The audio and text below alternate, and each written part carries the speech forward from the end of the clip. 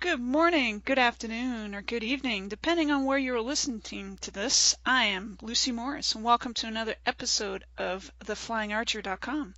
We have an amazing guest for you today, Keaton Chia. Keaton, Hello. hello. Keaton describes himself as a, can you pronounce it for me? He talks a I believe it's toxopholite. toxopholite, which I had to look that Yeah. up. And it is a person who is a student or lover of archery, and that is so true with Keaton. Keaton has been doing archery and shooting and having fun since 2005, just before he went to college. His family, except for his little one, who's quite little, all shoot or coach archery. Keaton has competed, coached, and works with archery through the Easton Foundation, helping with the Olympic Archery in the Schools program, and Keaton is now the director of the Easton Archery Center of Excellence in Chula Vista, California. Keaton is a USA Archery Level 4 NTS coach. We have a lot to discuss, and please welcome from San Diego, California, Keaton Chia with you. And Keaton, I gave a brief overview and bio.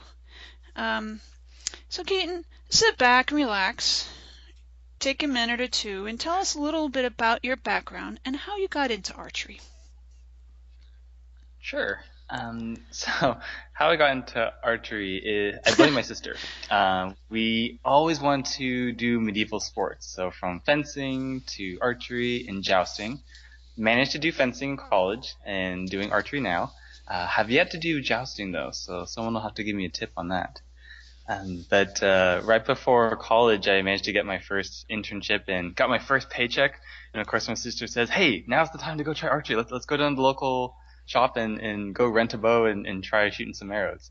And yeah, the rest has been history. We just fell in love with it. She picked up the compound bow, and I actually started off with an American flat bow, so more of the traditional route. And then from there, got involved with the Olympic style and really dug into it. So. Um, it's funny because it started out as kind of a hobby. It's something, again, we just always Mm-hmm. wanted to do. And during college, managed to get plugged into the UC Berkeley archery team there, and my best friends were made there. I even met my wife through the team there. So lots of great people that God's brought into my life through the sport. And though I studied mechanical engineering at Berkeley, here I am today now actually getting to work in archery. So loving what I do and doing what I love. So very blessed. Well, I'm right now. You had described where you are right now in a brand new building, the first director. Tell me, what's that like? It's been a whirlwind to say in the least. So I'm sitting here at the Easton Archery Center of Excellence. This is the newest center of the Easton Foundations. We have several operating centers, including one in Newberry, Florida, Salt Lake City, and Van Nuys, California. And this one I would like to brag and say this is our flagship, as we are located in the Olympic Training Center campus. We're home here to the resident athletes from USA Archery. And it's an amazing facility. It's a high-performance training center with a 70-meter indoor range. Wow, We can 70 shoot meters 18 inside. meters. Yeah, it's amazing to shoot in there. It's a very different experience. You pick up your bow and you're like, whoa, it just feels different. You're afraid to kind of to miss and hit a wall or something, but it's pretty amazing. We have a fitness center here. We have equipment workshop with a 3D motion capture system, just like in the movies or video games where they put the dots on you and they track your Oh, motions. We have a high-speed camera, bow storage, learning center for coach courses, educational events, and we have a 90-meter outdoor field and a loophole range. It's this neat range where you go inside into this room and you open up the windows and you shoot through the windows. So it's a great way to separate form from the elements. So you can not have the wind blowing you around, but then obviously when your arrow leaves the room, then it's affected by the elements outside. So you can really see, how much are my arrows drifting because of wind, or is it because of my form? Again, you can kind of separate those variables. And it's named after loopholes because if you look up what castles are, you have those kind of slots in the wall of the castles where archers would shoot their arrows out from. So that's where our vice president who helped design the building took that name Oh, from. that is really interesting. Have you utilized that yet? Have you had Uh, time? we're, I managed to do that or shoot through our loophole range in our Salt Lake Center, and it was amazing. It was just really fun to do. We haven't opened up this one here because we have a couple more things to finish on it, but it's coming together, and we're definitely excited to use it. Oh, wonderful. It's going to be a different experience the next time I come out there. When I first met you a few years ago out there at the Yeah, transitional coaching class. Um, that's right. That was a very fun course with you. no, I appreciate it. It's a very intense course if anyone's going for their level 4 NTS, and I just got really sort of into it and let a little stress get to me, and you were like, "Hey, Lucy, let's just go for a walk." I'm like, "Wow, okay," and I just felt better. I was like, "Thank you." I needed that too. I've seen grown men cry during that course. Uh, and that's, a part of, I mean, archery is so much psychology more than it is, I mean, it's a lot form work, but if your head's not in the game, it can throw off your shot incredibly. Yeah, no, you're absolutely right. So how do you help people with the mental aspect? Like what tricks do you have for yourself and how do you help others? It sounds silly, but I remember in college and even now, it you always have to remind people to smile and To kind of think about smile. what they enjoy at the moment. Oh, Yeah, wow. it's the hardest thing to do, especially I find in archery because it's such a black and Hmm. white sport. I mean, you either hit the target or you don't. You either hit the 10 or you don't. And unlike other sports where, I can run harder, I can hit harder, I can try harder.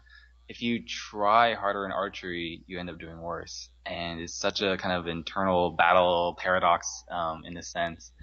And, yeah, just the simple act of being able to smile and force yourself to smile, at least personally, I found it makes a huge difference because it's easy to put the dark clouds over your head and to be harder on yourself than need be. I think I read somewhere that when you smile, it's harder to be stressed out. I think so. Yeah, I think there's like at least medical studies, I'm sure, that talk about the healing properties of a smile, right? I don't know. Does smiling actually change your anchor? I'm sure it does. I'm pretty sure I've had shots where I'll be able to draw and I'll be like, oh, I'm holding too long, and I'll give myself a grin because I'm like, as a coach, I know I should be letting this arrow down, but as an archer, no, I'm stubborn. I'm not going to let this down. And of course, the smile gets me to maybe shoot a little too high or too low, depending You on could how it just comes you out. could just blame the smile, and then if you have competitors standing right next to you, which in archery they do, and they're like, why is he just all of a sudden smiling? Yeah, it's the mental battle, playing mental games. Oh, totally. Now, you you like different bows. You're one of those crazy people who's not just like I am a recurve person, off with the compound, or I'm a compound person, forget the recurve. Now, you like both? Yeah, no, I love all types of archery. When I get frustrated with one, then I'll do a different one. And then, excuse me. Um, yeah, no, I just love all sorts of types. When I get frustrated with my recurve, we joke that I like to pull out my compound and slap on the training wheels to to give a boost. But yeah, anything that's archery, I love to try So, it. we may have listeners that are not archers. So, are you literally putting training wheels on? I mean, some people may think you're doing that, which actually kind of are. But can you explain what a Yeah. compound is, real quick? In Absolutely. So the compound bow it has these wheels or cams as they're Mhm. called on the limbs, so on the ends of the bow. And so compound bows typically are shorter, and those cams give you a mechanical advantage. So as you draw the bow back, normally the weight or the poundage of the bow would go higher and higher and higher. But in the case of a compound, you have what's called a let off. So it'll get up to say 60 pounds, get really heavy, and then it'll roll over, and boom, now you're at 20 pounds.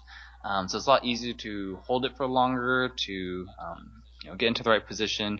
And typically you'll see compounds more prevalent with hunting. So if you're waiting for that Mhm. perfect shot, then you're not having to hold the full weight of a bow versus a recurve or longbow. where it's like the traditional Robin Hood style bow, where you draw it back and it just continues to get heavier. Well, since you like different kinds of bows, do you like lots of gadgets, or do you have a particular gadget that you like?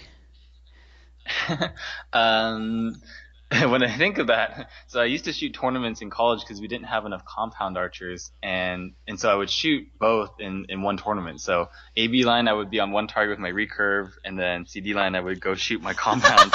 So I would have to walk down the field to my target. And talking about gadgets, I would have, my release in my quiver and my finger tab and two different types of finger slings. They're set to different lengths, different arrows. And so it makes me regret how many gadgets there are in archery because you have to switch so much between the two. But being more of a mechanical engineer and having that engineering mind, I really like the equipment and how much you get to tinker with it.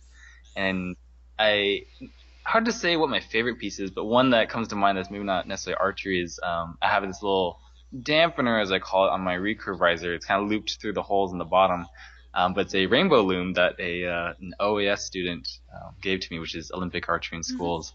She was a little middle schooler, and it was during one of the competitions we hosted, and she came over and said, "Here, I want you to have this." I was like, "Oh, thanks," and I'll put it on my bow. So it's always on there now, and just little things like that add a personal touch to the sport.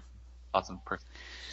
I love those and the little hugs you get and from the little kids when they shoot an arrow and then they at the end of the class they're just so happy and they give you a hug an hour earlier it was my first class with them. I was a complete stranger. Exactly, yeah, and then you get that bond just by doing the sport and learning a new skill and having new accomplishments, being able to hit the target for the first time. It's a huge confidence booster and just really neat experience. Yeah, I've had students come to me and they're like, actually one particular is like, he was terrified. He's like, I'm not going to hit the target. I start all my students at like 8 or 10 yards. So, or depending on their age, maybe it's a little further, a little closer. So whatever they do, they're having the success of hitting the target. And this kid was hitting the target, and he's looking at me. Oh, my God, I'm hitting the target. I'm like, well, tell me a little bit about where you were shooting before. Oh, they were way out, about, I don't know, 30, 40 feet. I'm like, or, actually, I think you meant more in the yards. And so as coaches, got to think about, start out with your targets up close. And then as you would agree, you would do this too, right? Then slowly move them back. Oh yeah, definitely. Because that way, it's always fun to shoot long distance, but you want to give them that early success, and that way they can really, focus on what's important, which is their form. A lot of times when it's further away, they're focused on the end result, the outcome. Did I hit the target? Where did the arrow go? Versus being focused on the here and now, which is how they themselves are shooting the arrow. So it's very much a trust sport, and it's hard to teach them to trust themselves, because once you let that arrow go, you have to trust that your form was good, that you executed that shot well, and then let the arrow and the bow do its thing. That's tough. In form, people will have a death grip on the bow. And what do you have to do so you can trust it so you don't have a death grip? It's funny because I think, again, learning to develop trust, there's techniques you can do for coaching, like, doing bow catching or, a lot of work with stretch bands to just get used to the idea of letting the bow go. We used to even have them hold like a Sharpie. So as they put their hand into the grip properly at that 45-degree angle, a lot of their fingers won't be on the bow if you're shooting Olympic style at least. And we would have them hold like a Sharpie in those free fingers to help them not, want to grab the bow. But it's funny, what I've seen as a coach though is it's beyond just the technique and those drills you can do. It's a lot of teaching them again just to trust and trust their coach that, okay, I want to have death grip, I want to have control over the bow and be, again, fully in control. But having a coach or a parent or a friend that they can trust and like, okay, coach, you're telling me to let it go. I understand. I'll let the bow go. Like, I trust you to catch it for me, or I trust your teaching. Yeah. And to our listeners, we're not just letting go of the string and the bow and arrow go forward, right? We teach them a technique so the bow stays in their hand, but it moves around in their hand in a way that the just the whole forces and physics of it, it just actually goes around a pivot point on your hand. Exactly. Yep. Yeah, it's really funny when people first see it. Like, there's all the different styles, like Olympic style, traditional, compound, but especially with the Olympic style, it's very funny when you see the bow spin and people are like, what's going on? What is that? So, for people who've never seen it, go on YouTube and search Olympic style archery, or maybe some clips from London or Beijing, and you'll see the bows do kind of a funny follow through, as we call it, after the arrow leaves. So where have you traveled for competition as, as an archer or as a coach? Yeah, that's been a neat thing about archery. Like, it's such a niche sport, but it offers so much, and especially with travel. I have been involved with soccer, tennis, and then now archery. But it wasn't until archery that all these doors opened for being able to meet new people and to travel and experience this universal language of archery, even though you go to places where you may not know the local language. In college, we traveled a lot around the U.S. for competitions, and that was neat because I've been to places now in the U.S. that I would not have normally visited. We For big competitions like USIACs, we went to James Madison University. We've been out to Arizona State for West Regionals. One of the more memorable USIACs was out in Sparta, Illinois, and that was right after the movie 300 came out. So there's a lot of "This is Sparta" and that kind of stuff. So that was amusing. Maybe not for competition, but got a chance to shoot in London, which was a lot of fun because I have family out there, and we shot in Kensington Park, and this little archery range right in the Palace Park grounds. And now and then we would have to clear off of the range, and this helicopter would come, or the guard dogs and the guards would come first and clear us off, and then the helicopters would land and royalty would get out and go off to the palace there, and it was quite amusing. Have had a chance to shoot in Singapore, and that was a lot of fun. And then as a coach, really enjoyed a trip with the junior USAT team out to Puerto Rico. Outstanding group of young men and women. Just so neat to see them representing their country and to have that opportunity to support them. So it's just neat traveling with them as a team, and it's a very different side of coaching as well, because you're not just in practice and working on technique or doing drills, but here you're in the moment where this is our time to shoot, this is our time to shine and to perform, and let all those hours pay off now. So very much a supporting role, and it's just a really great experience. So what age group was your athletes going to Puerto Rico? Let's see. Most of them were high school and college, I want to say. So it was between 16 and 18, I want to say. Wow, what an experience for that age group. Yeah. Some of them was their first international trip. I remember, and so it was neat for them to travel, get on a plane, and go to a new place. And what great archery books have you read? I know it's more than just one. So, yeah, there's a lot of good ones. I'm blanking on a couple, but Total Archery and Inside the Archer, of course, from Coach Lee. One that I really enjoy is this kind of it's one from World Archery. It's this beautiful book on the history of archery, and it has the history of the Olympics and how the sport has developed over the years. And it amazes me by how many passionate people there have been in the sport. I'm blanking on her name right now, but when originally Olympics was in the game, or archery was in the Olympics, excuse me, and at a point it was dropped, because there was no standard for the rules. Every country had their own format, and finally, there's this small petite lady who really pushed for it, and the story of rallying everyone together and trying to get it back in the games, and eventually that led to the formation of FITA, which was the international governing body now known as World Archery. But that one's a lot of fun. I just love seeing the history and the people of our sport. That's wonderful. And it used to be that women did they have to wear skirts? Yeah, there was the age of the white uniforms, so the short shorts and skirts, and it was a very classy time. Very hard to keep your uniform clean.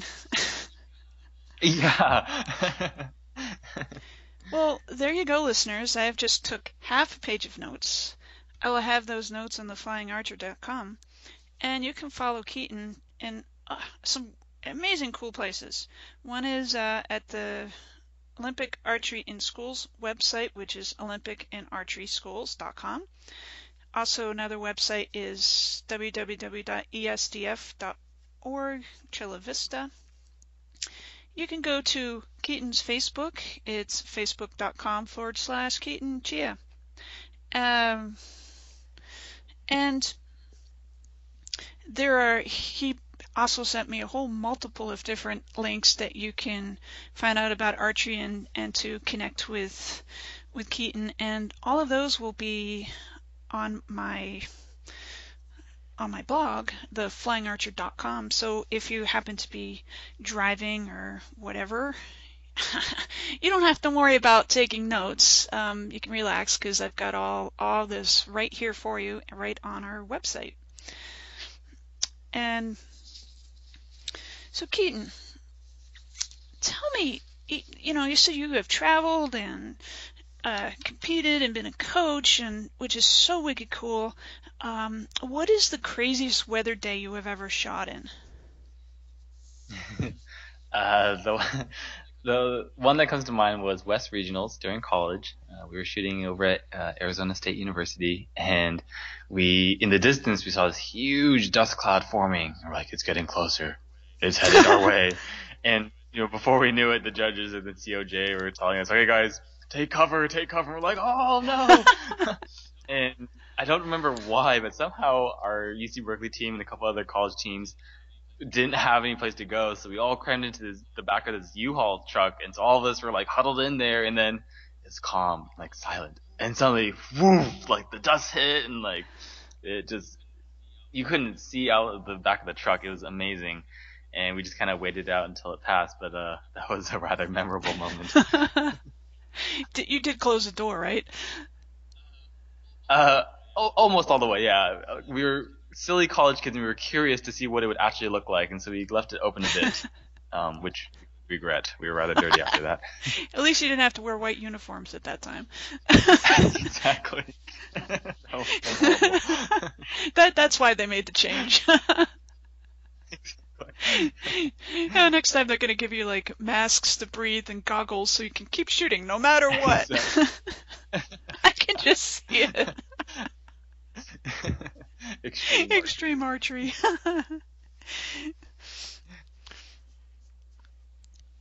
So, what strategies do you have if your equipment breaks in the competition? Oh, that's a good one, because you always feel like you want to be prepared, and then something will surprise you, like your bowstring snaps or your limbs break. There's been some pretty gnarly equipment failures. Even something as simple as leaving your tab at the target, you're like, oh no, what do I do? Yeah. Yeah. So first, know the rules, or especially have your coach or your support team know the rules. Like, what do you do in those situations and practice it? There's a lot of ins and outs of archery, so you get involved with the sport, learn how to shoot. When you go to your first competition, learn about the format for the rules. But eventually, you need to learn about how to call a judge over, and how much time do you have for getting your equipment repaired.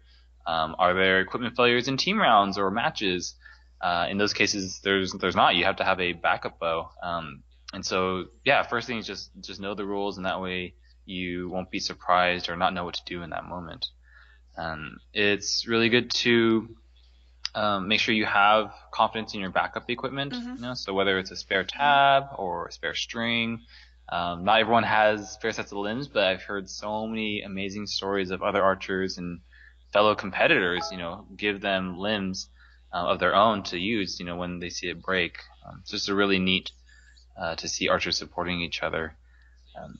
Those are just some tips, and just not panic. It's hard not to, and so you're going to be in the moment and be like, oh no, what do I do? But just, stay calm and, again, fall back to that plan that you practiced. And probably one way to stay calm is actually practice equipment failure. Don't break your limb on purpose, but...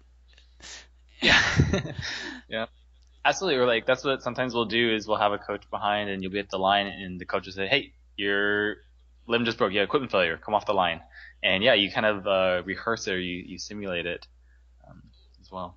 Oh, and another thing that helps is be thankful for the judges. The judges are there to support you and help you out. So never be afraid to call over a judge and have them help you. So that's important. As a judge, like myself, like it's you want to be there for the archers, you know, and in those moments too, you want to help them be calm and you know, be that support. So again, don't be afraid to call them over and maybe it's just the word judge, you know.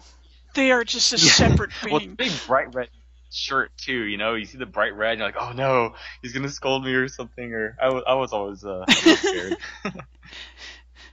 But then again, my first tournament, I kind of messed up on state indoor, and I was touching an arrow too soon, and the judge came, hey, don't touch the arrows yet. I was like, oh, what? Why? And yeah. And then I almost walked into the range when we were scoring. I didn't realize there was an A, B, C, D line. Oh, that was a mess.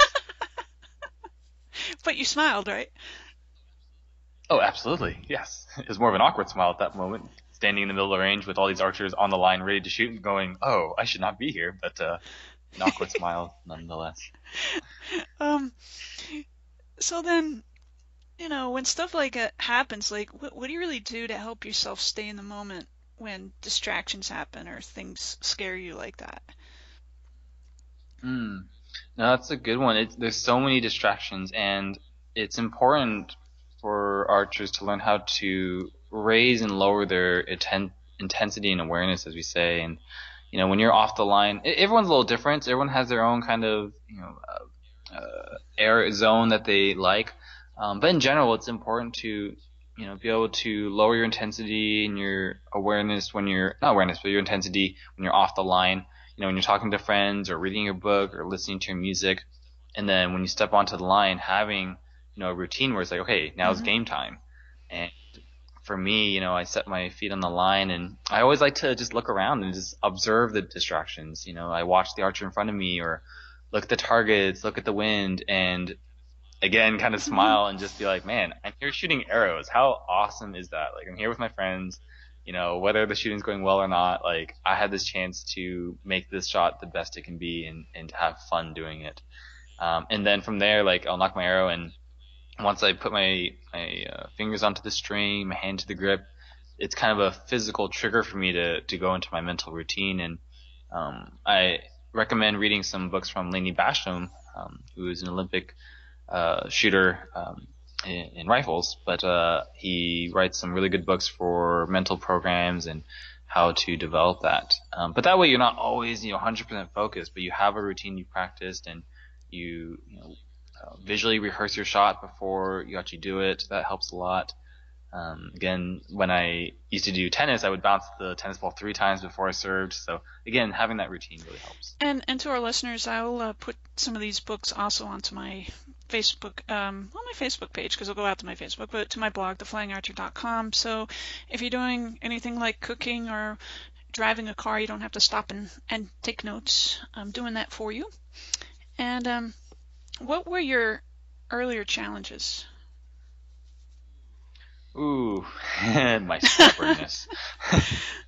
I was mostly not just self-taught, but I really enjoyed learning about the sport. So I was, you know, watching YouTube videos, especially the one of Park Sung-hyun from 2004, and have all these angles of her, and I just watched it over and over. I'm like, man, I'm gonna shoot like her. She's an amazing archer, an amazing person. We, you know, had a lot of really great mentors and coaches. Kim Jin-ho from Korea. We had an exchange program with the Korean National Sports University there. Ezra Wheeler and Dennis Liu and a whole bunch of other folks, including my dad. But yeah, being more self-taught, I was very stubborn, and like I would be like, no, I understand what I'm doing. Like, I'm doing it this way. But in retrospect, I realized how important it is to have those outside eyes, you know, giving you feedback and, you know, to you know, guide you as you try to self-coach and improve. So that was an early challenge.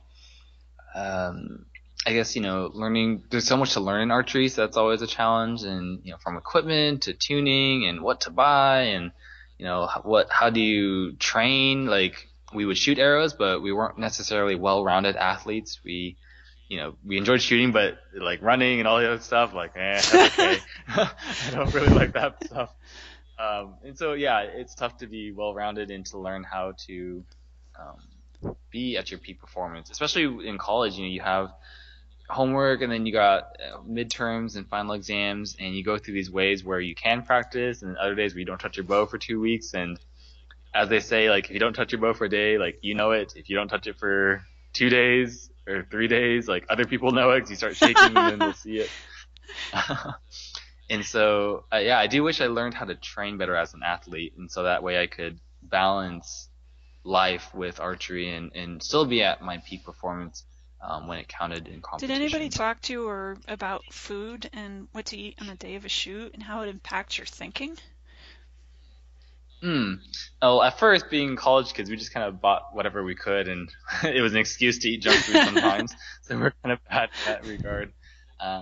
But again, the one way to learn more was to take coaching courses. So we as a group we took our level 1, took our level 2 through Sherry Rhodes, and she was a huge mentor to us. And wonderful person. Yeah, along with the Berkeley Stanford team, we always had our rivalry, but we helped each other out, which is great. And it wasn't until like my level 3 and level 4 where they started to introduce nutrition. And I think one that stood out to me was one nutritionist from the Olympic Training Center came and was talking about how archery is more of an endurance sport than, say, your high energy sport. Normally you think of like eating carbs the night before, like for a soccer game or something or anything like that. But for archery, again, being endurance, you got to stay fueled throughout the whole day because it's a marathon. You're shooting from 7:30 a.m. all the way till 5 p.m. And boy, does that greasy pizza help you out, right? Yeah. Well, help with release, right? Lets that string just fly right off. So yeah, just making sure you're well fueled throughout the day is really important. Yeah. And it's a great way to, again, stay happy because food brings people together. So you can share your food and make friends that way. I was competing last year and people kept trying to offer me donuts. I'm like, I really don't feel like having donuts. Actually, I showed up at the range just to do some shooting, and a tournament was about to happen an hour later. I'm like, and I hadn't eaten. I was like, hey, Lucy, you're here. You're competing, right? Oh, sure. So I hadn't eaten, and I'm like, I am not going to have any donuts. It's too tempting sometimes. It was, but it totally was. But I just decided that at that point, I probably wouldn't have been able to focus if I wouldn't have stopped. I would have just kept eating the donuts. Yeah. Well, if you continue to eat the donuts, that might help with the sugar spike. Because if you have the sugar, you're like, oh, energy, and then no eat energy. Some more, quick. You just gotta keep feeling. Yeah. What are you thinking about when you're on the range shooting? Depends on what kind of day it is. Again, kind of going back to training, I pick certain days where I know that this is a form day or this is just an endurance day. If I haven't, like right now, the last time I shot was the Vegas shoot, and I haven't had a chance to pick up my bow since. But it's my office ready to shoot, and so when I take it out, it'll probably be a day where it's like, oh man, I'm gonna make the best shots I can. I know physically they are gonna feel terrible, but I just have to choose in my mind that okay, this is my goal for the day. I pick 1 or 2 goals at the start, and then at the end, kind of see if I accomplish those. And again, those change depending on what I'm trying to accomplish during that day. So if it's a competition day and I want to score, do some timing drills, or again, just kind of a general form blank bill day, it helps to have that focus ahead of time. So. And excuse me.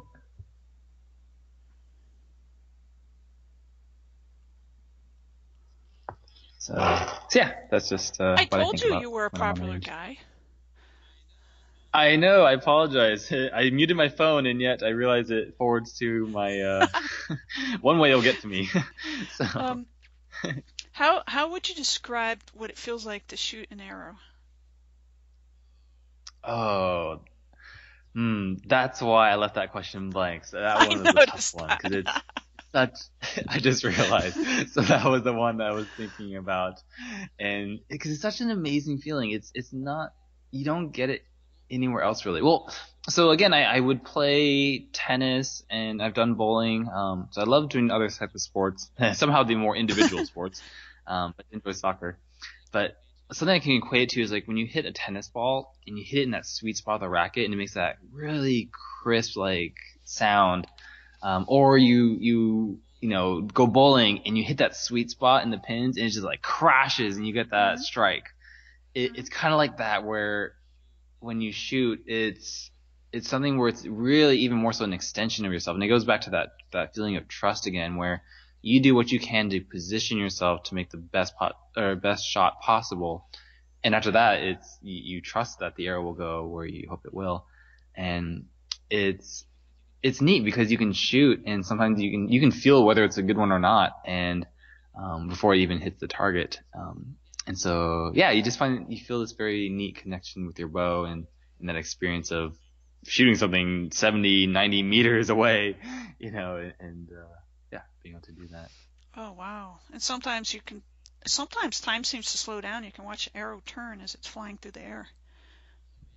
Oh yeah, absolutely. It's amazing that you can actually follow and watch your arrow down range. Granted, we shouldn't do that. We should focus on our target or or ink spot. But it's always tempting to glance up and just appreciate that flight. It's pretty amazing. Wow, Keaton, the time has just flown by and you have been an amazing, incredible guest.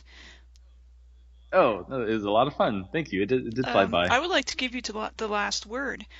Could you leave us with a pearl of wisdom or an inspiration that you would like to leave us? Oh man, pressure's on. Um, so I guess two things, because again, I think the biggest challenge in archery is staying motivated. You do, especially with target archery, you're doing the same thing over and over and over. You're shooting hundreds of arrows to, really learn about how your own body works and how you can work with a bow to shoot. And it's easy to get burnt Mm-hmm. out. It's easy to get frustrated. And I don't think there's anything wrong with those feelings. It's part of, being an athlete and taking on this challenge. But yeah, so just my advice is, remember why you love the sport, and sometimes there's days where you need to go shoot a 3D round or shoot something else or pick up a different bow. But yeah, remember why you love the sport. And I highly recommend something we did is we would challenge our archers at Berkeley to write down 50 things about their shot. And a lot of times people write down, oh, I need to fix my anchor, I need to fix my release, I'm working on back tension.